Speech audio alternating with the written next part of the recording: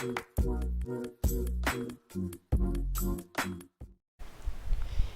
guys, welcome to my YouTube channel, and in this series we are learning Red Hat clustering, and I'm using RHEL Server 8.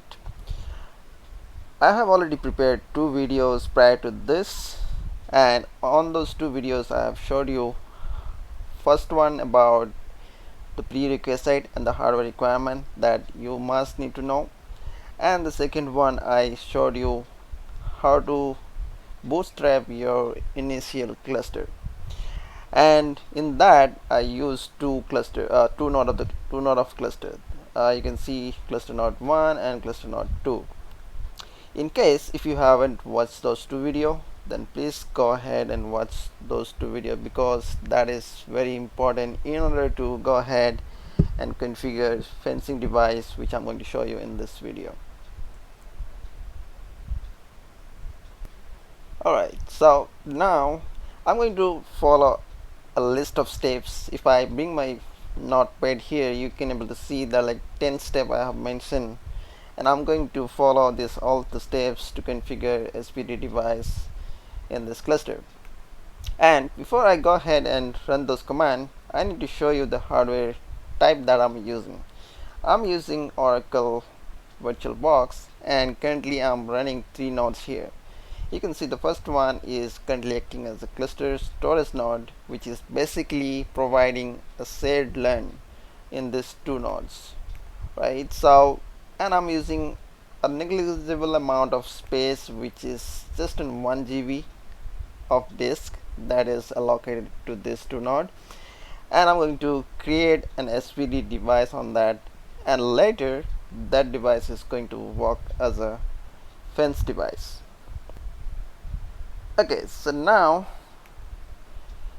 let me go to my buddy session here, and you can see I mentioned about the shared storage, which is 1 GB I'm going to use in this video. You may use 512 MB as well, but I recommend you to use 1 GB minimum. The fourth one, which is I'm talking about the VMware hypervisor. Why I'm saying this point specifically here, because most of the company they basically use VMware hypervisor, right, for their virtual environment. So in that case, if you're using VMware virtual environment, you should be able to use a different type of fence agent. So let me just clear the screen and run the command PCS Stonith list. I did a mistake here. Stonith.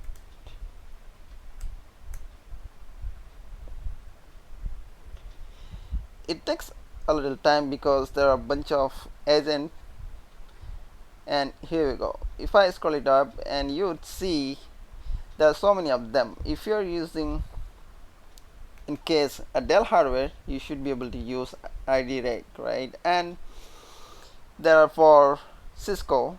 If you're using Cisco UCS or MDS, you should be able to use either one of this fence agent. And there are a bunch of them for HP ProLine REC server, where you can use your ILO to act as a fence device. And if I scroll it down to the bottom, that's the one which I'm going to use. And why I'm using this, because it is very simple, and currently I don't have a virtual environment which is running on VMware, so that's why I'm not using this. And in case if you're using it and you need to know how to configure, I have a separate video which I was prepared a long ago when I configured cluster in RHEL7, and I've showed you how to configure VMware SOAP based fencing, and I'll give you the video link in the description area in case if you want to see that video. Okay, so now there are so many of them, and I've also showed you the one that I'm going to use it. And this is also a very important one. Most of the companies nowadays, I have seen that they're also using Red Hat virtualization solution, which is RHEV. So in that case, you should be able to use this agent, right? Okay, so let's go ahead and see what next. So these are the simple steps or the agenda I just mentioned here.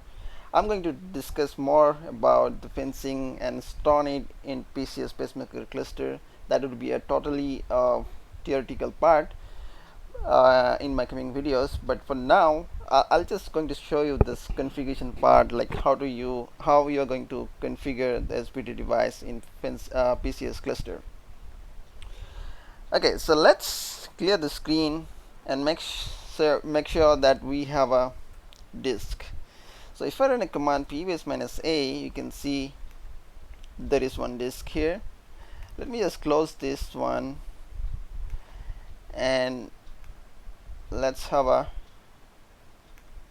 split session like this, and let me just run the command simultaneously on both the node.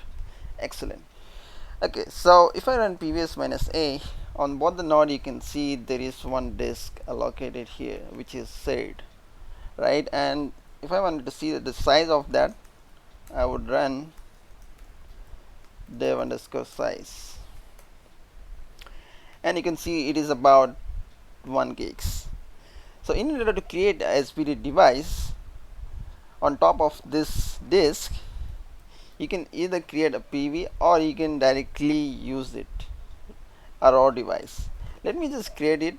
I prefer to create a PV. Okay, so I just created a PV, right? And if I disable this session and then a PVS here, I can see it is there, right? And the next step, what I have to do, I'll have to ensure there is 2 packages, which is SBD and one is with regards to agent is installed. So let me just run this command of multi-paste. Okay, so I'm just running this command to ensuring whether that package is installed or not. And as you can see, this SBD package is already installed and also fenced as an SBD is installed. So basically, when I install or bootstrap the cluster initially, I install one package which is fence as in all. So if you install that package, you don't need to separately install it, so it will by default going to install this as in. Okay, alright, so let's go ahead and do the next steps. So next step is to create a SBD device on top of the disk. So you don't need to run that on multiple nodes. So let me just disable that and run this command. So you can see this is created, right? And let's go ahead and do the next step, which is this one, and you'll be able to see the information about the SBD device which just now I have created, and I have used the watchdog timeout as 10 second and also ms wait for 20 second here, right? So those information I can see here. And let's go to the next step, which is very important, and this is basically to load the module for softdog. Basically this is going to use watchdog in background, right? So we need to ensure this module is loaded, and this need to run on both the servers. So let me copy paste it over here as well.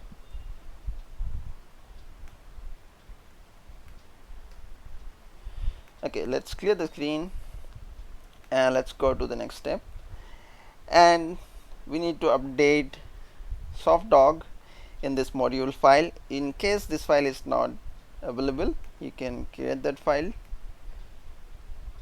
Okay, let me do a clear screen and do multi-paste. Done. Let's go to the next step, and now I'm going to edit this file, right? So this is the SBD configuration file. Let's do an edit and go inside this file. So inside this file we need to ensure and provide some information. Just enable the SBD device first and mention the device name that we are going to use, which is SDB. There are a bunch of them, so many options you have that can be used, but I'm not going to use all of them.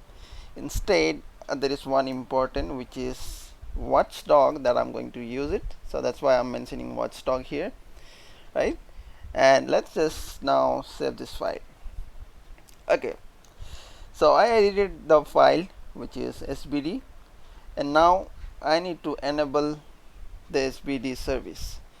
And this is very important. Please make sure you do not start this service. Instead, you just enable it. Okay, so let's just enable it. I just enable that service because that service needs to start by the cluster, which is CoroSync or Pacemaker. So we are not going to start this SBD service manually. If I run PCS status command, you can see it is enabled, but it is inactive. You can see one more daemon under daemon status, right? So that will going to start anyway. I'm going to follow the steps, the rest of the steps.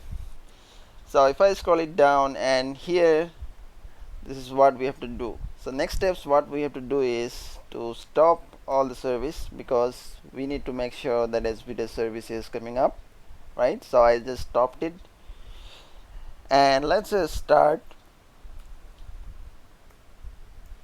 Sorry, let's just start the service on mother node. Excellent. So now if I do PCS status, you can see it is active and enable, and also I should be able to run command called systemctl status SBD, and you can see both the node this service is running. Cool. So now what next? So let's go ahead and check few things, like whether my devices are properly working or not. So that doesn't need to run on both the nodes, so let's disable that. SBD -d/dev SDB, which is my device, and just do a list, and you can see it can see my cluster 1, node 1 and node 2. You can do dump as well, like I have showed you, right, to see your Stonith device information. There are a few more. Let me see if there is something important that can be used. Okay, so this is also one important command through which you would be able to check the status, whether your fence agent which you just have created is able to see the other node or not. So let's just run the command, and you can see the status which is currently on, right? Similarly for node 1, if I run this command, you can see it is on. You can ignore this warning part for now, this is not causing anything. Okay, so you also would be able to reboot it if you would like to test and see whether this fence device that just now we have created is working properly or not, right? So let's just bring up cluster node 2 here. This is the console. Let me just run this command and now bring this terminal up here. Okay, so rebooting system, it is still not going down, but I can see a message here which is basically says that rebooting system, and I believe there is a timeout. Okay, so there is a timeout, that's why it is probably waiting. Let me see and wait for some time and see if this is rebooting or not. Okay, so did I reboot node 1? Oh, sorry, I did a mistake. I rebooted node 1 instead of node 2. So let me just bring up node 1 here. This is the node 1. So you can see, oh sorry, not this one, this is the one. Okay, so this node just got rebooted. If I log in and do an uptime here, you can see it just running from 1 minute, right? So instead of node 2, I said node 1, and that's why it got rebooted, which I'm basically supposed to do for node 2, right? So let me just try that command again, and this time I'm going to do it for node 2, and we'll see a live demo whether it is working or not. So let's just change it to node 2 here, so it is fine, and bring my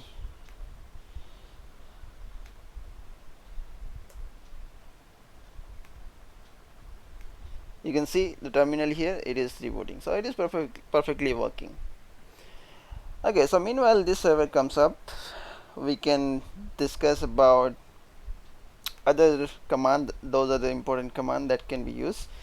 Instead of fence sbd command, you can also able to use stonith_admin --reboot, and you can specify the node and see and test whether your fencing agent is working fine or not, right? So this is the initial part. Basically we just created an sbd device, and from there we are testing it, and currently it is not using the agent because we haven't created a resource under cluster, so it is not using the agent. So we are going to create an agent, and then with Stonith agent we are going to test it whether our fencing device is working or not.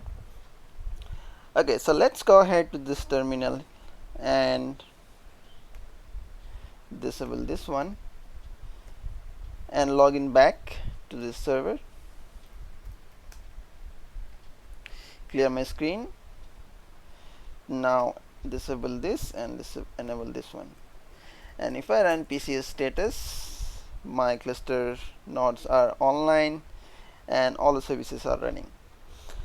Excellent. So now what I'm going to do is I'm going to create a resource which is for fence agent. Let me clear the screen. PCS Stonith create, and the fence name I'm giving fence sbd, and this is the agent we discussed already, fence_sbd, and the device we are using, which is /dev sbd, and the power timeout, like if it is not able to connect to this node within 20 seconds, it will ignore it, right? So that's why the timeout I have set it for 20 seconds. You would be able to increase or reduce it as per your requirement.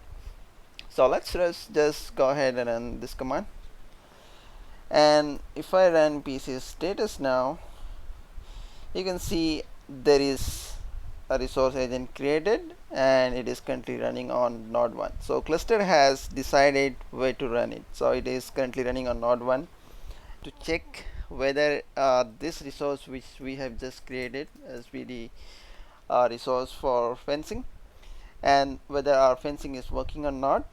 We can test it by running command PCS Stonith fence node name, and I need to give my node name as node cl node 02, and let's just run this command.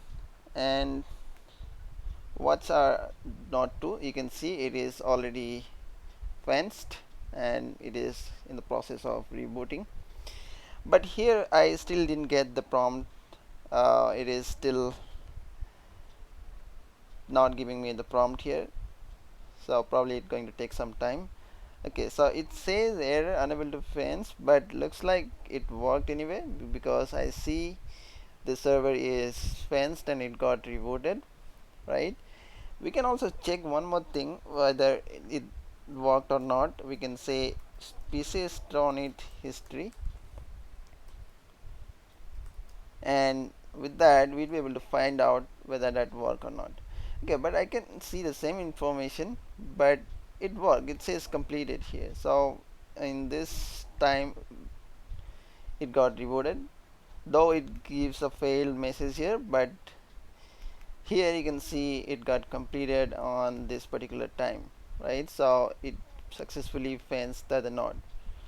Excellent. So looks like our fencing device is properly working, and if I just run PCS status again, okay, so I think this is a bug. Basically, when we run PCS Stonith history and do a cleanup, it needs to clean that up, but it's not working. Let me try the other way. PCS resource, okay, PCS status first. It is still shows the failed action. PCS Stonith history cleanup. Okay, so now it looks clean up for everything. Okay, great. So now it's working fine. So that failed action error is now no longer showing. Excellent. So that's how you should be able to configure your Stonit device with fence SBD like I showed you in this video. If you have any doubts or issue while configuring it, please do let me know. I'll try to get back to you as soon as possible. Thank you so much for watching my video. Have a good day.